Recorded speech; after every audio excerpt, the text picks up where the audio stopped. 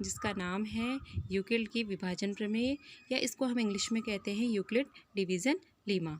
चलिए स्टार्ट करते हैं इस कॉन्सेप्ट को। प्यारे बच्चों, आज हम यूक्लिड की विभाजन प्रमेय पढ़ेंगे। इसको इंग्लिश में यूक्लिड डिवीज़न लीमा भी कहते हैं। यूक्लिड के विषय में आपने कक्षा 9th में पढ़ लिया है। आपको पता है कि यूक्लिड एक ग्रीक गणितज्ञ थे। इन्होंने अपना ज्यामिति में बहुत महत्वपूर्ण योगदान दिया था। इसकी अवधारणाएं तो आपने 9th में पढ़ ही ली हैं। तो यहाँ पर एक नई चीज़ आ गई है, यूक्लिड की विभाजन प्रमेय। एक नया कॉन्सेप्ट यहाँ पर आ गया है ना, एक नई टर्म यहाँ पे आ गई है, लीमा। लीमा मीन्स प्रमेय। ये प्रमेय आखिर होती क्या है? प्रमेय क्या होता है? एक सिद्ध किया हुआ पूर्व कथन होता है, जिसका उपयोग केवल हम सवाल को हल करने में करते हैं। ये पहले से ही सिद्ध किया हुआ एक कथन होता है। अब यूक्लिड की विभाजन प्रमेय को स्टार्ट करने से पहले हम सब एक सरल सा प्रश्न करेंगे जो भाग से संबंधित है। यहाँ पर हम दो धनात्मक पूर्णांक लेंगे, जैसे एक 58 ले लिया हमने और एक 9 ले लिया। ये दोनों ही धनात्मक पूर्णांक हैं। अब इन पूर्णांकों में से आप देख रहे हैं कि 58 बड़ा है और 9 छोटा है। तो हम क्या करते हैं, हमेशा 58 से 9 में भाग नहीं जाएगा, बल्कि 9 से 58 में भाग जाएगा। हम 9 से 58 में भाग देते हैं। अब हमने भाग का साइन बना लिया, या भाग का चिन्ह हमने लगाया। 9 हमने इस साइड लिखा और 58 हमने इस साइड लिखा। अब हम 9 का पहाड़ा पढ़ेंगे। 9 एकम 9, 9 दूनी 18। इस तरीके से हम पहाड़ा पढ़ते जाएंगे। कब तक पढ़ेंगे? जब तक कि 58 से छोटा ना आ जाए या 58 के बराबर ना आ जाए, और 58 से बड़ा नहीं आना चाहिए। तो तब जब हमने इसकी टेबल पढ़ी या इसका पहाड़ा पढ़ा, तो 9 छक्का 54, 6 बार गया। तो यहाँ पर हमने 6 लिख दिया और 58 के नीचे 54 लिख दिया। और अब इसको हम घटाएंगे, तो 58 में से जब 54 घटेगा तो हमारा 4 आएगा। तो 4 क्या है? शेषफल है। अब हम इन सबको आइडेंटिफाई करते हैं कि इसके अलग अलग भाग क्या कहलाते हैं। जिससे हमने भाग दिया वो हमारा भाजक कहलाता है, और जिसको हमने भाग दिया वो हमारा भाज्य कहलाता है, और जो भाग देने के बाद हमारा आया इसे हम भागफल कहते हैं, और इंग्लिश में इसे कोशेंट कहते हैं। इसीलिए हम कभी कभी इसे क्यू से प्रदर्शित करते हैं। और उसके बाद जो हमारा यहाँ पर ये घटा करके आया है वो है शेषफल, जिसे हम रिमाइंडर भी कहते हैं, और इसे हम आर से दिखाते हैं। अब हमारे यहाँ पर पास जो ये पूर्णांक थे, ये धनात्मक पूर्णांक थे, ये ऋणात्मक पूर्णांक नहीं थे। इस भाग की प्रक्रिया को हम किस प्रकार से लिख सकते हैं, ये हम बचपन से लिखते आ रहे हैं। 6 से हमारा ये स्टार्ट हो जाता है कि भाज्य बराबर भाजक गुणा भागफल प्लस शेषफल। मैं आपको ये बात रिकॉल करा रही हूँ कि भाज्य बराबर होता है भाजक गुणा भागफल प्लस शेषफल। अब इसको हम एक एल्जेब्रिक इक्वेशन के में लिख लेते हैं, यानी बीजगणितीय रूप में हम इसको लिख लेते हैं। हम इसको भाज्य को हम a मान लेते हैं और भाजक को हम b मान लेते हैं, और भागफल को मैंने q से दिखाया है, तो हम इसको लिखेंगे b गुणा q प्लस r। अब आप इसको इस तरीके से लिखते हैं, 58 बराबर 9 गुणा 6 प्लस 4। तो ये जो 4 है आपका, जो ये जो शेषफल है, इसको हम किस किस के बीच में मानते हैं? इसे 0 से 9 के बीच में मानते हैं। 0 से 9 के बीच में क्यों मानते हैं? क्योंकि 9 से हमने इसको भाग दिया है। या तो शेषफल आपका 0 होगा या 0 से बड़ी संख्या होगा, पर 0 से बड़ी संख्या होगा, लेकिन ये है कि ये जो है जिससे हमने भाग दिया है ये उससे बड़ा नहीं होना चाहिए। इस बात का हमने यहाँ पर विशेष ध्यान रखना है। अब यहाँ तक जो मैंने आपको पढ़ाया, इसमें आपको सिर्फ एक ही बात याद रखनी है कि भाज्य बराबर भाजक गुणा भागफल प्लस शेषफल। आपको ये वाली टर्म याद रखनी है। चलिए हम आगे बढ़ते हैं।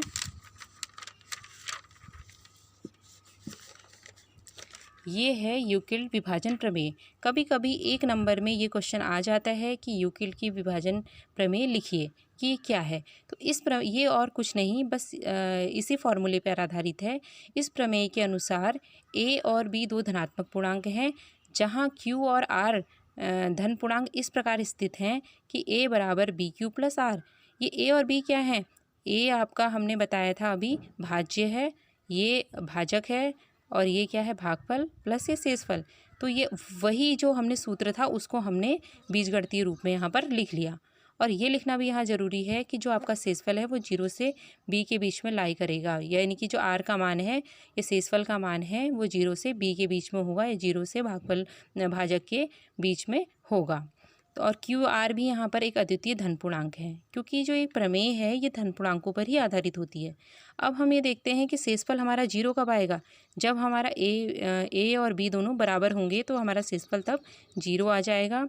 और एक दूसरी कंडीशन में भी आता है, जब ए बी से बड़ा हो, यानी कि 2 से जब हमने इसको भाग दिया और भाग हमारा पूरी बार चला गया, जैसे 2 दूनी 4, तो उस कंडीशन में भी रिमाइंडर यानी शेषफल हमारा 0 आ जाता है।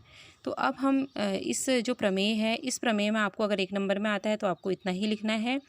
और इसके लिए जो एक महत्वपूर्ण याद रखने योग्य कुछ बातें हैं कि यह प्रमेय केवल धन पूर्णांकों के लिए ही होती है और बी आपका 0 नहीं होना चाहिए।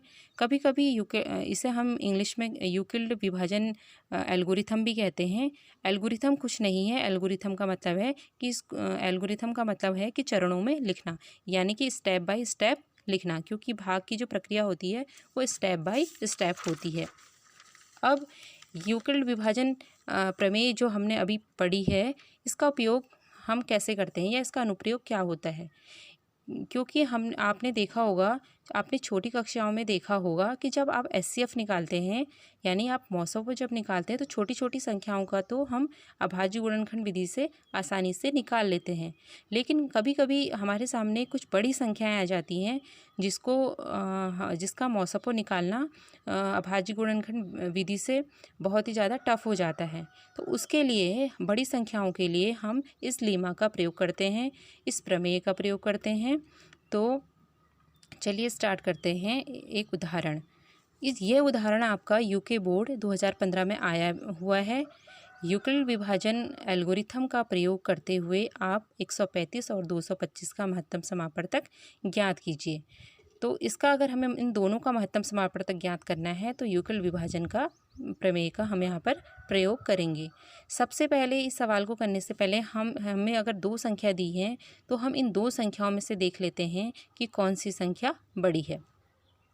इसमें साफ पता चल रहा है कि 225 बड़ा है 35 से, 225 बड़ा है 135 से, तो हमने बड़े का साइन 225 की ओर लगा लिया। सबसे पहले काम आपको इन दोनों संख्याओं में ये करना है। अगर आपको 3 संख्याएं दी होंगी तब भी आप 2 संख्याएं लेकर इस तरीके से कर सकते हैं कि एक संख्या बड़ी वाली रख लेंगे और सबसे छोटी संख्या वहाँ पर रख लेंगे। अब इन दोनों संख्याओं में अब हमने इस प्रमेय का प्रयोग करना है, तो हम पहले छोटी संख्या से बड़ी संख्या को भाग देंगे। अब ये क्योंकि ये संख्याएं जो हैं 3 अंकों की हैं, तो हमने इनको भाग देने के लिए यहाँ पर लिख लिया। अब 135 से 225 को भाग देंगे। अब 135 का पहाड़ा तो हर किसी को नहीं आएगा, तो आप पहाड़ा साइड में खुद बना सकते हैं। किस तरीके से बनाएंगे आप? 135 गुणा 1, 135 गुणा 2, 2 पंचे 10, 2 3 6 और 1 7, 2 एकम 2 और 1, 2 पंचे 10, 2 3 6 और 1 7, 2 एकम 2। इस तरीके से आप भाग आगे को भी कर सकते हैं। अब यहाँ पर हमने देखना है कि 225 में हमने इसका भाग देना है। अब हमने क्योंकि ये भी 3 संख्या है और ये भी 3 संख्या है, तो हमने एक बार दिया तो 135 आया। जब हमने 2 बार दिया तो हमारा यहाँ पे 270 आ गया, जबकि यहाँ पर कितना है? 225 है। तो मैंने आपको पहले ही बोला था कि जो हमारा भाज्य है उससे के बराबर आना चाहिए या उससे छोटा आना चाहिए, उससे बड़ा हम नहीं लेंगे। तो हम सिर्फ एक बार लेंगे। 135 एकम 135 हमने ले लिया। अब इसको इससे हमने घटाना है तो 90 आ गया। अब जो शेषफल आपका 90 आ गया, वही शेषफल अब आपको क्या करना है? भाजक के रूप में लिखना है, और ये वाला जो पहला वाला भाजक है उसको अंदर भाज्य के रूप में लिख लेना है। तो अब 90 से हम इसको भाग करेंगे तो 90 एकम 90 ये आ गया, क्योंकि जब हम यहाँ पर 90 का पहाड़ा पढ़ेंगे तो 90 एकम 90, 90 दूनी 180, 80 हो जाता है, तो 180 बड़ा आ गया, तो हमने एक ही बार दे दिया, तो ये घटा के क्या आया 45 आया। अब 45 तो शेषफल था, हमने यहाँ लिख दिया, और जो ये पहले वाला भाजक है, इन भाजकों को आप भाज्य के रूप में बना करके आगे को लिखते जाएंगे। तो ये 2 बार पूरी बार चला गया। ये भाग की प्रोसेस हमने तब तक रखनी है जब तक कि हमारा 0 ना आ जाए। अब आप धीरे धीरे इन सवालों की जब प्रैक्टिस करेंगे तो आपकी प्रैक्टिस में आ जाएगा इस तरीके से फटाफट भाग करना। तो जब लास्ट में हमारा जो ये भाजक आया है, इसी भाजक को हम क्या कहेंगे, एचसीएफ कहेंगे। ये है हमारा एचसीएफ। इस एचसीएफ से इन दोनों में भाग चला जाता है। आप 45 का पहाड़ा पढ़ के देखिएगा, ऐसे करके देखिएगा, तो उसमें 135 भी आएगा और 225 भी आएगा। तो महत्तम समापवर्तक होता ही वही है कि जिससे कि उन दोनों संख्याओं में भाग चले जाए। अब हमारे लिए इम्पोर्टेंट क्या है, हमें यहाँ इस रूप में लिखना है, भाज्य बराबर भाजक गुणा भागफल प्लस शेषफल, जो पहले आया हमारा। फिर दोबारा जब हमने भाग किया तो हमारा 135 यहाँ हमने लिखा, 90 से इसको भाग किया तो 90 गुणा 1 प्लस 45 आ गया। उसके बाद तीसरे स्टेप में हमने क्या करना है, हमने इससे इसको भाग दिया है, तो 90 बराबर 45 गुणा 2 प्लस 0। जब तक ये 0 ना आ जाए तब तक हमने ये प्रोसेस चला के रखनी है। जैसे ही 0 आ गया वहीं पर प्रोसेस हमने रोक देनी है। तो जिससे हमने लास्ट में जो भाग दिया है वही हमारा एचसीएफ होगा, हाईएस्ट कॉमन फैक्टर, जो कि दोनों के लिए कॉमन होता है जब हम गुणनखंड विधि, अभाज्य गुणनखंड विधि का प्रयोग करते हैं। अब हम एक दूसरा उदाहरण लेंगे जो 2016 के बोर्ड पेपर में आया हुआ है कि 4052 और 125 का एचसीएफ यूक्लिड की विभाजन एल्गोरिथम का प्रयोग करके ज्ञात कीजिए। तो इसमें भी हमने सबसे पहले क्या करना है, इन दोनों संख्याओं में से बड़ी संख्या ले लेनी है। यहाँ पर ये वाली संख्या बड़ी है 12,576 बड़ा है 4052 से। हमने पहला ये लिख लेना है, सबसे पहले ये छांट लेना है। उसके बाद छोटी संख्या से बड़ी संख्या को हमने भाग देना है। अब ये भाग जो है आपको थोड़ा कठिनाई होगी, लेकिन जब आप प्रैक्टिस करेंगे तो आप हैबिचुअल हो जाएंगे भाग करने के। आपने इतना 4052 गुणा 1 करना है, 4052 गुणा 2 करना है, 4052 गुणा 3 करना है, और तब तक पढ़ते रहना है जब तक कि इसके बराबर या इससे छोटी संख्या ना आ जाए। तो हमने यहाँ पे देखा, यहाँ पे जो 1000 वाला भाग है इसमें क्या है, 4 है। तो 4 है, यानी कि हमें 12 के लगभग संख्या लानी है। तो कैसे आएगी, 3 चौको 12 करके आएगी, 3 चौको 12 करके आएगी। या फिर अगर 4 से देंगे तो 4 चौको 16, तो 4 चौको 16 में तो ये संख्या बहुत बड़ी आ जाएगी। इसलिए हम पहले 3 बार दे के देखेंगे कि इसके बराबर आती है कि नहीं, और इसके बराबर आएगी तो ठीक है, नहीं आएगी तो हम घटा लेंगे। हमने इसको गुणा करके देख लिया और तब हमारा कितना आया, इसको घटा करके 420। तो हमने इस स्टेप को यहाँ लिख लेना है। अब ये चूँकि ये बहुत बड़ा भाग है तो इसी को हमने तोड़ तोड़ के मैंने अलग अलग भागों में किया है, क्योंकि ये बहुत लंबा अगर हम करेंगे तो इस पेज में नहीं आएगा। तो अब ये जो 420 हमारा शेषफल बचा है, इससे हम इसको भाग देंगे। फिर ये 9 बार जाएगा और जब घट के आएगा तो 272 आएगा। फिर 272 यहाँ लिखेंगे और 420 को फिर यहाँ लिख लेंगे। इसी तरीके से हमने ये प्रोसेस करती चली जानी है और यहाँ उसी रूप में लिखना है, भाज्य बराबर भागफल भाजक गुणा भागफल प्लस शेषफल। और ऐसे ही करते हुए जब हम लास्ट स्टेप में पहुँचते हैं तो हमारा आता है 4 छक्का 24 और हमारा शेषफल कितना है, 0। तो यहीं पर हमने ये प्रक्रिया रोक देनी है और ये देखना है कि लास्ट में हमने किससे भाग दिया। 4 से हमने भाग दिया तो 4 इसका एचसीएफ हो गया। अब इस 4 से इन दोनों में भाग जाता होगा। तो ये एक इम्पोर्टेंट क्वेश्चन है, आप इसकी बार बार प्रैक्टिस कीजिए घर में, क्योंकि ये बोर्ड परीक्षा में आ चुका है और इस बार 2020 की परीक्षा में भी ये आ सकता है। आप इसकी प्रैक्टिस घर पर बैठ के करेंगे। इसी तरीके से अच्छा, ये मेरा रफ कार्य है।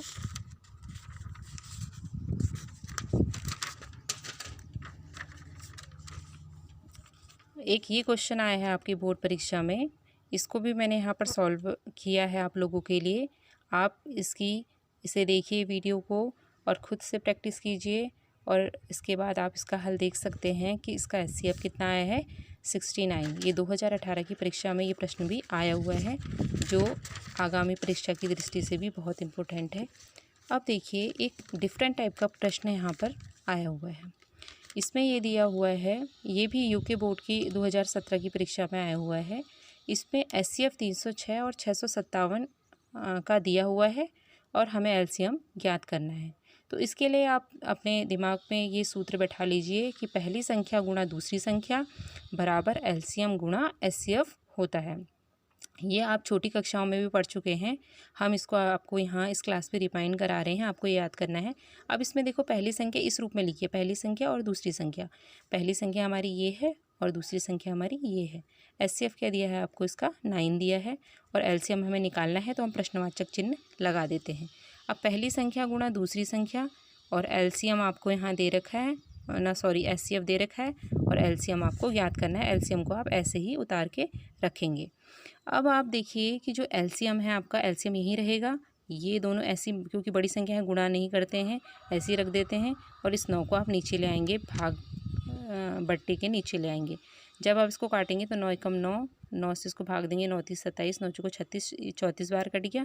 अब आप 34 से इसको गुणा कर सकते हैं, गुणा करके फाइनल आंसर यहाँ लिख सकते हैं। कभी कभी प्रश्न ऐसे भी आ जाते हैं घुमा करके, लेकिन करना आपको वही है।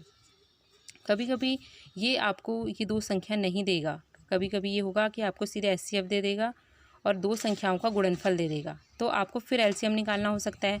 या आपको दो संख्याओं का गुणनफल दिया होगा, एचसीएफ दिया होगा, तो आपको एलसीएम निकालना हो सकता है। तो आप इसी सूत्र से निकालेंगे। जैसे आप यहाँ पर आपने अभी गुणा का साइन लगाया है, लेकिन वहाँ पर आप पहली संख्या गुणा दूसरी संख्या, यानी कि दो संख्याओं का गुणनफल लिख देंगे। दो संख्या का गुणनफल, इनको गुणा करके जो आया होगा सीधे डायरेक्ट आप वो पुटअप करेंगे और यहाँ पर जो आपको एचसीएफ दिया होगा एचसीएफ लिखेंगे, एलसीएम आप वैसे निकाल सकते हैं। और अगर एलसीएम दिया होगा तो आप एचसीएफ निकाल सकते हैं। तो आशा करती हूँ कि आपको यूक्लिड विभाजन लीमा समझ में आ गई होगी। तो ये जो मैथ्स है वो लगातार प्रैक्टिस पे आधारित है। अगर आप प्रैक्टिस करेंगे बार बार तो आपको ज़रूर समझ आ जाएगा। धन्यवाद।